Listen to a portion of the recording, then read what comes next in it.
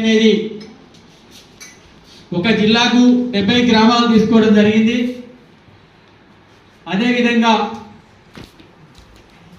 ముఖ్యమంత్రి రేవంత్ రెడ్డి గారు వచ్చినాక ఈ భూ సమస్యల మీద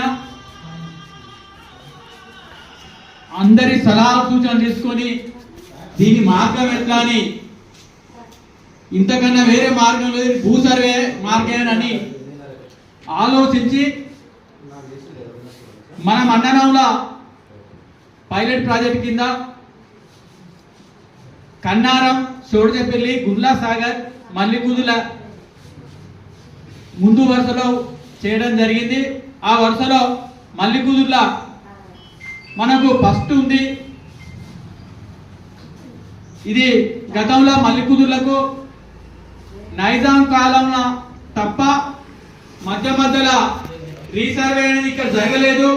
అన్ని గ్రామాలు జరిగినా చాలా సమస్యలే అని ఎన్నోసార్లు మేము అధికారులకు గతంలో విన్నవించుకోవడం జరిగింది.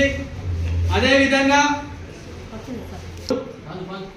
పాస్బుక్లు చేసుకున్నారు, రీసెంట్ చేసుకున్నారు, కొందరు అద్దులు పెట్టుకోలేదు.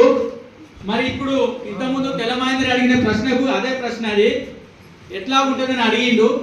మీరు దానికి ఏం చేసిందంటే ఆధార్ కార్డు ఉంది, దాని మాకు ఆ రైతుకు వచ్చిన సబ్జెక్ట్ వేరు. 10 ఎకరాల ఈ లోపు అందరు ఎక్కడో అక్కడ గెజ్జు పెట్టుకోమంటారా, లేకపోతే ఆ నంబరు పక్క పెట్టుకుంటే ఎవరు ఎన్ని ఎకరాలు అయిందని రైతులను కొలుసుకున్నాక మీరు ఏబిసిడి ఇచ్చుకుంటూ పోతారా?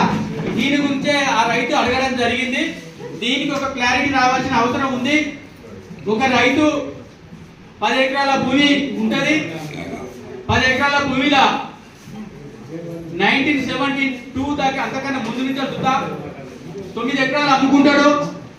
1 ఎకరం ఎకరన్నర ఉంటుంది. వాళ్ళు కొలువు అంటే సర్వేరు పోతే పోనీయరు, రానియరు. మా భూమి మీరు ఎట్లా కొలుతున్నారు? వారికి ఉండే నిజమైన కాయిదాలు వారు ఎంత కొనుక్కుంటే వారికి అంతా ఇవ్వవలసిందే. ఏదన్నా ఉండి ఆనాడు పట్టేదారై నిజంగా ఉండి అది మధ్యలో మారకుంటే మరి ఆ కాయిదం తెచ్చుకుంటే వెంటనే మన గ్రామ పెద్ద మనుషులు చెప్తారు. చెప్పినా వినని వాళ్ళు ఎక్కడైనా ఉంటే ఆ సమస్యను మీరు దృష్టి తీసుకొస్తే అది క్లియర్ చేయాలని కోరుకోవడం జరుగుతుంది. అదేవిధంగా ఎటువంటి అన్యాయాలకు తావ్యం, కానీ మా అందరికీ న్యాయం జరగాలని ఉంది. ఈ సమస్య అనేది పోవాలని ఉన్నది. ఇంత మంచి అవకాశాన్ని, గవర్నమెంట్ ఇచ్చిన అవకాశాన్ని మీ అందరం వాడుకొని మీకు సాఫీగా సహకరిస్తాం. కానీ మాకేమైనా చిన్న చిన్న సమస్యలు మీ దృష్టికి వస్తే మరి అది ఎలా చేయాలి, ఎట్లా చేయాలి అనే విషయం